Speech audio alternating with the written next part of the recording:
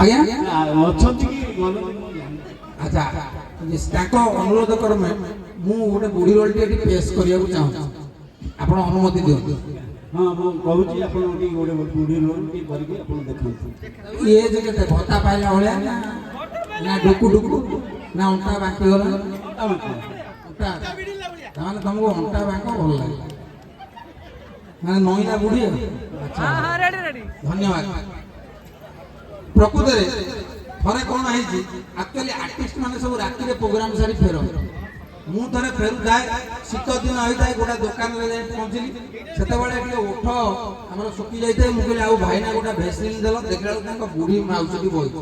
ସିଏ ମତେ କହିଲା ବାପା କ'ଣ ନବ କ'ଣ ନବ ମିଠା ନା ମୁଁ କହିଲି ମାଉସୀ ଭେସଲିନ୍ ଭେସଲିନ୍ ସିଏ ଲାଇନ୍ ବା ଅଛି ଲାଇନ୍ କ'ଣ ନାହିଁ ମୁଁ କହିଲି ଲାଇନ୍ ନୁହଁ ମୁଁ କହୁଛି ଭେସଲିନ୍ ସେ ଭେସଲିନ୍ଟା ନେବି এইটা নেওয়া বলে হ্যাঁ ମୁଁ ସେଟା ନେଲି ଟିକେ ଉଠରେ ଲଗେଇଲି ବାପାଟା କ'ଣ ହଉଛି ମୁଁ କ'ଣ ହଉଛି ସେଥିରେ ଘିଅ ମରା ହେଇଛି ମୁଁ ଖାଉଛି ଆରେ ଏଟା ଭେସଲିନି ମାଉସୀ ଓଠ ଫାଟି ଯାଇଛି ତ ମୁଁ ସେଇଥିପାଇଁ ଲାଗୁଛି। ବୁଢ଼ୀ ବୋଧେ ଅଧଘଣ୍ଟା ଖଣ୍ଡେ ବସିଲା ଶୀତ ହଉଛି ଆମେ ଏଠି ନିଆଁ ଫିଆଁ ବୁଢ଼ୀ ସେଠୁ ମତେ କହିଲା ବାପ ମୁଁ କହିଲି ଆଜ୍ଞା ଆଚ୍ଛା ଏଇଟାକୁ ନେଇଥିଲ କ'ଣ ପାଇଁ ମୁଁ କହିଲି ଓଠ ଫାଟି ଯାଇଛି ଲଗେଇଲି।